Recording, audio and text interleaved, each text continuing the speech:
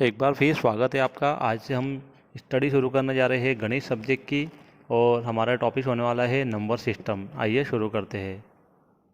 आज का हमारा पहला सवाल है कि -4 और 5 के बीच कितने पूर्णांक होते हैं, यानी कि इंटीजर होते हैं। तो इसके ऑप्शंस दिए गए हैं 8, 6, 5 या फिर 4। तो सबसे पहले हम जान लेते हैं कि पूर्णांक किन्हें कहा जाता है। ऐसे नंबर जो पूरी तरह से कंप्लीट हो, जैसे आप यहाँ दे सकते हो -4 एक पूर्णांक है, -3 एक पूर्णांक है, -1 एक पूर्णांक है, 1, 2, 0, 4 ये सभी पूर्णांक होते हैं। तो इस तरह से हमें पता चल गया है कि पूर्णांक किन्हें कहा जाता है। अब आ जाते हैं हम हमारे सवाल के ऊपर। -4 और 5। -4 जो होता है वो जीरो के उल्टे हाथ पे होता है, बाएं हाथ पे, और 5 जो होता है वो राइट हैंड साइड होता है, यानी कि सीधा हाथ पे होता है। यहाँ पर 5 होगा कहीं ना कहीं। तो आप अब काउंट कर सकते हैं। -4 यहाँ है, -5 यहाँ है, उनके बीच कितने पूर्णांक कितने इंटीजर्स है। तो हम काउंट कर लेते हैं 1, 2, 3, 4, 5, 6, 7, 8, यानी कि 8 पूर्णांक है -4 और 5 के बीच। तो इसका सही उत्तर है ऑप्शन ए, 8। दूसरा सवाल है 7 और 9 के बीच में कितनी प्राकृत संख्याएं हैं।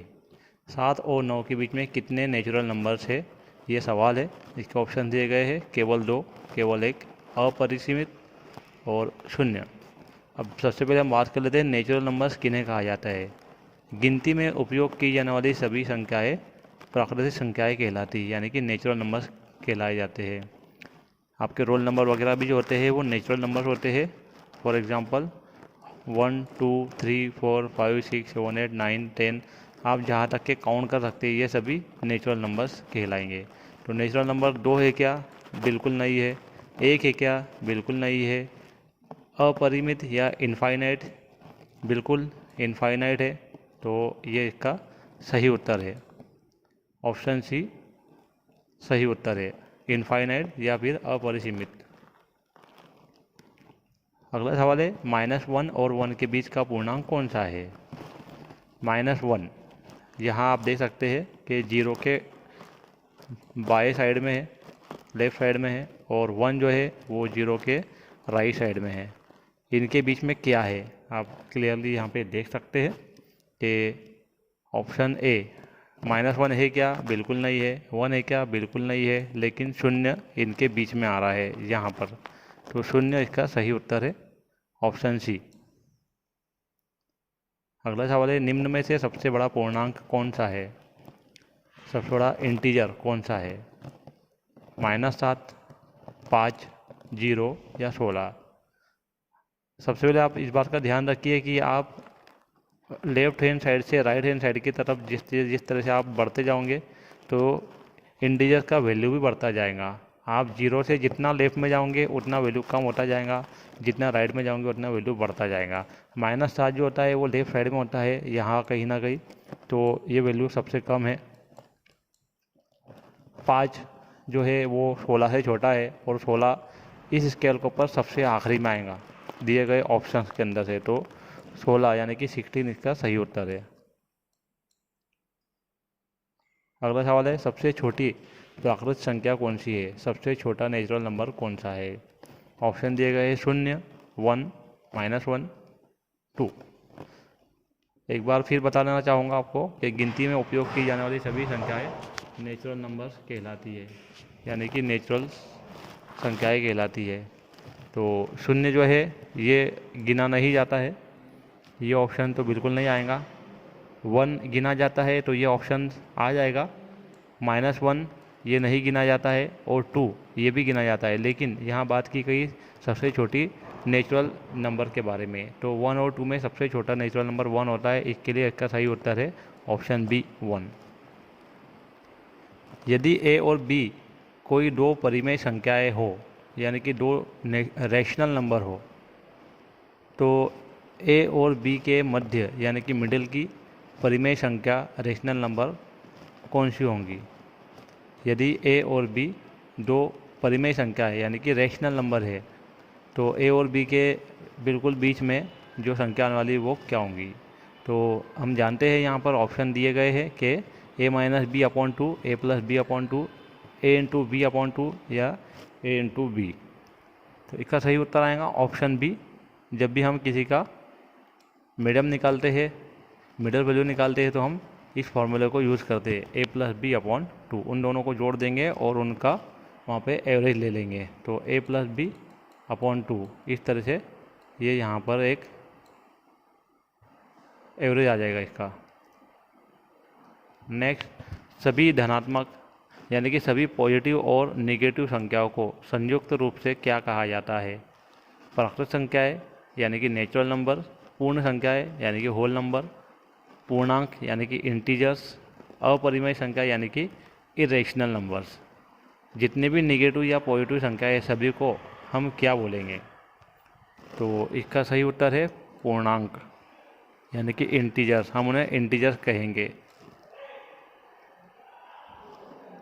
21/112 21/112 का योज्य प्रतिलोम क्या होगा, यानी कि एडिटिव इनवर्स 21/112 का।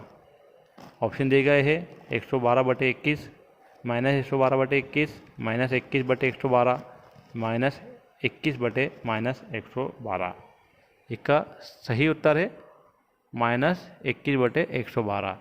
इसका एडिटिव इन्वर्स जो होगा, किसी भी संख्या का एडिटिव इन्वर्स, यदि ये संख्या a अपॉन बी है तो इसका एडिटिव इन्वर्स जो आएगा वो -a अपॉन बी आएगा। ये होता है इसका एडिटिव इन्वर्स यानी कि योज्य प्रतिलोम। तो ऑप्शन सी इसका सही उत्तर है। 21/8 का व्युत्क्रम क्या होगा, 21/8 का रेसिप्रोकल क्या होगा, ये सवाल है। ऑप्शन दिए गए 8/21, -21/8, -8/21, 21/8। तो इसका रेसिप्रोकल, किसी भी संख्या का रेसिप्रोकल उसका इन्वर्स होता है a अपॉन बी। अगर ये दिया गया है तो इसका रेसिप्रोकल आएगा b अपॉन a, जो कि ऑप्शन ए के अंदर बताया गया है। तो option A is the right answer. 2 से छोटी परिमेय संख्या, 2 से छोटा रेशनल नंबर कौन सा है। ऑप्शन दिए गए 8/2, 8/4, 8/8, 8/3। अभी सभी को आपको सॉल्व कर लेना है। 8/2 होता है 4, 8/4 होता है 2, 8/8 होता है 1, 8/3 होता है 2.67। इन सभी के अंदर सबसे छोटा जो दिखाई दे रहा है वो 1 है। 1 किस ऑप्शन में किस ऑप्शन को सॉल्व करते आता है, तो यहाँ पर सी ऑप्शन को सॉल्व करने बाद आपको मिलेगा 1। तो 2 से छोटी परिमेय संख्या यानी कि रेशनल नंबर होता है 1। तो सी इसका सही उत्तर है। प्राकृत संख्याएं यानी कि नेचुरल नंबर्स कितने होते हैं, 2, 10, अपरिमित या फिर 9। तो अभी मैंने पहले ही बात की थी कि जितनी संख्याएं गिनी जाती है उन सभी को प्राकृत संख्याएं बोले जाता है। इसका सही उत्तर है ऑप्शन सी, अनंत, इनफाइनाइट। आप बेहद उसको गिन सकते हैं। नेक्स्ट क्वेश्चन है, p/q एक परिमेय संख्या यानी कि रेशनल नंबर है, लेकिन कब है। यदि p = 0 और q बराबर नहीं है 0 के, यदि p और q दोनों 0 है, p बराबर नहीं है -0 के, q बराबर है 0 के, या फिर कोई नहीं, तो इसका सही उत्तर आएगा ऑप्शन ए कि यदि p 0 के बराबर है और q 0 के बराबर नहीं है तो इसको हम रेशनल नंबर कहेंगे। अगर q 0 हो जाता है तो इसे हम रेशनल नंबर नहीं कहेंगे, यानी कि जो डिनोमिनेटर होता है, हर जो होता है, जो नीचे के साइड होता है, एक आपका न्यूमरेटर होता है और एक होता है डिनोमिनेटर। यदि डिनोमिनेटर का वैल्यू 0 हो जाएगा, डिनोमिनेटर अगर 0 के इक्वल हो जाएगा तो उसे हम रेशनल नंबर नहीं कहेंगे। इसके लिए 0 नहीं होना चाहिए। तो 0 नहीं होना सिर्फ ऑप्शन ए के अंदर बताया गया है। ऑप्शन ए का सही उत्तर है। संख्या रेखा यानी कि नंबर लाइन पर -7/4 को शून्य के किस ओर दर्शाया जाता है।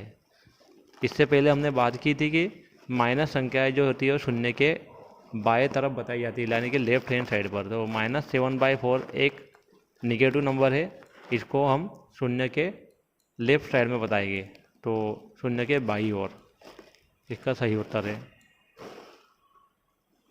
अगला सवाल है समीकरण यानी जो इक्वेशन दी गई है 2x - 3 = x + 2 का सॉल्यूशन क्या होगा। इसको हम सॉल्व करके देख लेते हैं। यहाँ पर 2x - 3 = x + 2। यहाँ पर दोनों तरफ x दिए गए, x यहाँ पर भी, x यहाँ पर भी है, तो हम दोनों x को एक साइड कर लेते हैं। ये x इधर प्लस में है, इधर आके वो माइनस में हो जाएगा, = ये 2 और ये 3 जो है यहाँ पर माइनस में, इधर आके वो प्लस में हो जाएगा। तो हम इसको सॉल्व कर लेंगे। 2x - x x होता है, = 2 + 3 = 5 होता है। तो x का वैल्यू आएगा 5। तो option A is the right answer. निम्न समीकरणों में से कौन सी रैखिक समीकरण यानी कि लीनियर इक्वेशन नहीं है। 5x = 25, 6z + 10 = 2, x² + 5 = 9, 2y + 5 = 9। तो यहाँ पर आप देख सकते हैं कि सभी के अंदर जो वेरिएबल दिया गया है, यहाँ पे x है, यहाँ पे z है और ऑप्शन डी के अंदर y है। ये तीनों भी जो वेरिएबल दिए गए हैं, इनकी पावर x की पावर या y की पावर या फिर z की पावर, तीनों के अंदर ही एक 1 है, तीनों की पावर 1 है। इसके लिए तीनों ही लीनियर इक्वेशन है। लेकिन ऑप्शन सी आप देख सकते हैं, यहाँ पर ऑप्शन सी के अंदर x² दिया गया है, x² + 5 इस तरह से दिया गया है। तो यहाँ पर इसकी जो पावर है 2 है, इसके लिए ये एक तरह का लीनियर इक्वेशन नहीं है। तो ऑप्शन सी इसका उत्तर है। अनु तथा राज की वर्तमान आयु का अनुपात 4/5 है। 8 वर्ष बाद उनकी आयु का अनुपात 5/6 होगा। अनु तथा राज की वर्तमान आयु ज्ञात करने के लिए उचित समीकरण क्या होगा। तो इसे हमें सॉल्व करना होगा। अनु और राज की वर्तमान आयु का अनुपात 4/5 है। तो हम यहाँ पर ले लेंगे कि सपोज अनु की आयु जो है वो x है और दोनों की आयु समझ लो x है। तो हम यहाँ पर इसको सॉल्व कर लेंगे कि 4x / 5 ये फ़िलहाल दोनों की वर्तमान आयु का अनुपात है। लेकिन क्या बताया गया यहाँ पर कि दोनों 8 वर्ष बाद, 8 वर्ष बाद मतलब यहाँ पे दोनों के अंदर 8 वर्ष को ऐड कर देंगे हम। 4x + 8 5x + 8 = कितना होने वाला है, 8 वर्षों के बाद 5/6 हो जाएगा। तो ये इक्वेशन बनता है। ये इक्वेशन अब हम देख लेंगे किस ऑप्शन के अंदर है। तो ऑप्शन ए के अंदर ये इक्वेशन बन रहा है, यानी कि ऑप्शन ए इसका सही उत्तर है। समीकरण 3y = 2y + 18 का सॉल्यूशन क्या होगा। बहुत सिंपल है, 3y = 2y + 18 इसको सॉल्व करना है। ये 2y यहाँ पर है, इसको हम जब इधर लाएंगे तो ये माइनस हो जाएगा। 3y - 2y = 18, therefore y = 18। y = 18 हमें दिखाई दे रहा है ऑप्शन बी के अंदर, इसके लिए ऑप्शन बी इसका सही उत्तर है। रैखिक समीकरण यानी कि लीनियर इक्वेशन में चर की घात मीन्स डिग्री ऑफ वेरिएबल कितनी होती है। लीनियर इक्वेशन में डिग्री ऑफ वेरिएबल कितनी होती है, हायर डिग्री ऑफ वेरिएबल 4, 2, 1 या फिर 5। अभी हमने इससे पहले बात की थी कि जहाँ वहाँ पर x, y और z इन तीनों का जो हाईएस्ट पावर था, तीनों तरफ 1 था, इसके लिए हम उसे लीनियर इक्वेशन कहते थे। तो हम यहाँ पर देखेंगे कि 1 कहाँ किस ऑप्शन के अंदर है। यहाँ पर नहीं है, ऑप्शन ए के अंदर भी नहीं, ऑप्शन बी के अंदर भी नहीं है, लेकिन ऑप्शन सी के अंदर 1 दिया गया है। इसके लिए ऑप्शन सी इस प्रश्न का सही उत्तर है। आखिरी सवाल है आज का। समीकरण यानी इक्वेशन 14y - 8 = 13 में y का मान क्या होगा, y का वैल्यू क्या है। तो 14y - 8 = 13, therefore 14y is equal to, ये 8 इस तरफ माइनस में, इसको हम इधर लेके चले जाएंगे तो प्लस हो जाएगा 13 plus 8 is equal to 21। 14y is equal to 21, therefore y is equal to 21/14। 21/14 को हम 7 से क्रॉस कर देंगे तो यहाँ पे आएगा 3, यहाँ पे आएगा 2, 3/2। 3/2 ऑप्शन बी के अंदर दिया गया है, इसके लिए ऑप्शन बी इसका सही उत्तर है। तो आज के वीडियो में फिलहाल इतना ही। अगला वीडियो बहुत जल्दी लेकर आएंगे जो भी मैथ्स के ऊपर आधारित रहेगा। यदि आप और हमारे साथ में स्टडी करना चाहते हैं तो हमारे चैनल को सब्सक्राइब कर लीजिए। मैं उम्मीद करता हूँ कि आपको वीडियो पसंद आया होगा। इस वीडियो को लाइक करें, शेयर करें और सब्सक्राइब करना ना भूलें। Thank you.